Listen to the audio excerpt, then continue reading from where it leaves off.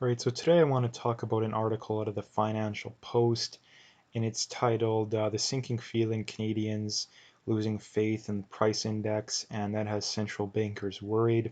I'm not going to read the article, you can go read it if you want, but the crux of the article of what it's getting at is in the title, right? And it's people are fed up at the increasing costs of living. There's a massive problem with that, though, in that the majority of Canadians still support policies that are leading to this. And not only that, it's only making it worse, right? Like the big problem in Canada right now, and in much of the world, is median wages have not gone up like in the last 20, 25 years. I mean, I think it's since like the late 90s, early 2000s. Median wages are pretty much flat since then. And the problem is, according to the government's own numbers, which again are very questionable whether or not they're accurate, but nonetheless, inflation's going at 2% a year, which is about what they tell you it's going at. I think it's clearly actually higher than that. But if inflation's going up 2 or 3% a year, whatever they tell you it is, but your wages aren't, then that just means that people are becoming poorer and poorer and poorer, at least as far as their purchasing power goes. And the big problem is that number one is, why do we need inflation in the first place? Like what's the problem with falling prices, right? Like this is the problem too, that the Fed and the Bank of Canada, um, they seem to insist on keeping inflation at that like 2% number. That if you have a year of less than that, then they just increase it the next year. And the other thing too is that, like I say, the actual levels of inflation is usually higher than what the government's actually telling you, right? And I know the price index isn't the exact same thing, but the price index has many problems too in and of itself. And that you take the example of, let's just say that let's just say that your grocery bill goes from $1,000 a month to $1,100 a month, but your gas bill goes from 300 to 300 to 270, right? Theoretically, those numbers balance out because one's up 10% and one is down 10% roughly.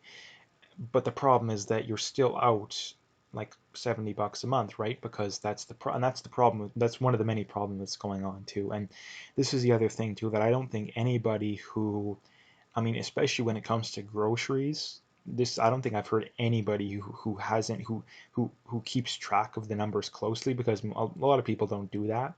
But a lot of people do keep track of exactly how much they're spending every month, and some people kind of have to because they're on a budget. And even if you don't have to, it's still smart to do it. But I don't think I've heard anybody who hasn't mentioned that the cost of these things has gone up recently. Now, why is that happening? Well, number one, I think it's for many reasons. Number one, the government is um, increasing inflation a lot. Um, Number two would be the carbon tax, because again, the carbon tax it's completely ineffective, right? Because any business that gets hit with a carbon tax, all they do is just pass that cost off to the consumers, right? Like, number one, there's no evidence that the carbon tax reduces emissions. I mean, you look at the BC government's own numbers; they show I think they show the levels going down, like it's less than 1%, right? Like it's literally almost not even measurable. It's definitely not even close to noticeable. So again, the numbers clearly show that it doesn't work. Not to mention too, any business that gets hit with a carbon tax, well, most businesses don't operate, in massive, profit margins, right? Like most businesses, the profit margin isn't big. I mean, a lot of them, it's just bare. I mean, they get by on volume, right? So I mean, it's the same stuff with a lot of it. I mean, you look at a trucking company, right? Like they're just going to pass that cost off to the consumer. And again, when it comes to groceries, people don't realize just how many times this stuff is going to be taxed, right? Like you look at, some stuff that a farmer grows, where a farmer's got to increase their prices to pay for the carbon tax, because that's a big hit on their bottom line. The trucking company, to get the food to the store, is going to have to do it. Not only that, the store's going to have to do it because their bills are going to be higher. So again, that's one of the main reasons. The other reason too is just government restrictions too.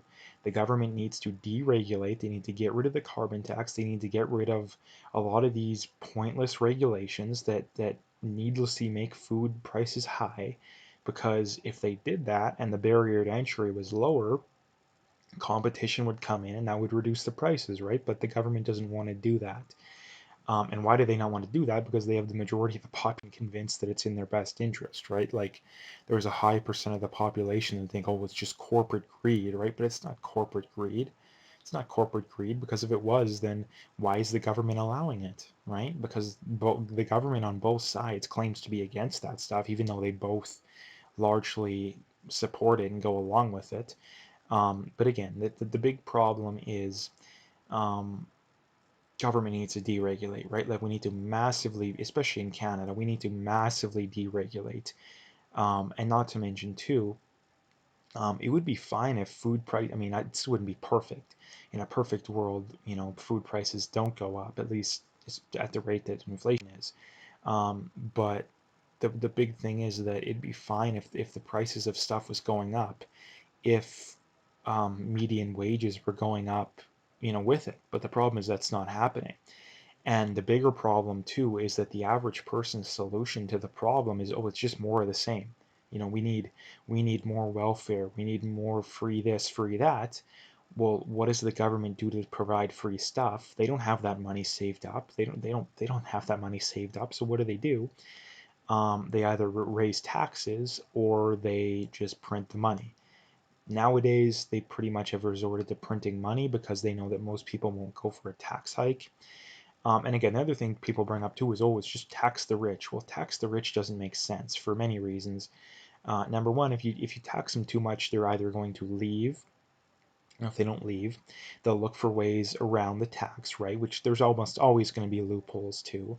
People say, oh, we just have to close the loopholes. No, there will always be loopholes, because these politicians would not get elected if it wasn't for the rich funding their campaigns, right? So politicians are never going to do that. And if they do that, well, again, the rich will either move, or maybe you'll just tax their wealth away and then you'll have no tax base in the future, right? So it's a lose lose lose situation. The other problem too is that these tax the rich lefties, they tend to want to raise taxes on pretty much everyone, right? Like you look at Bernie Sanders, for example, he's kind of the gold standard when it comes to these people.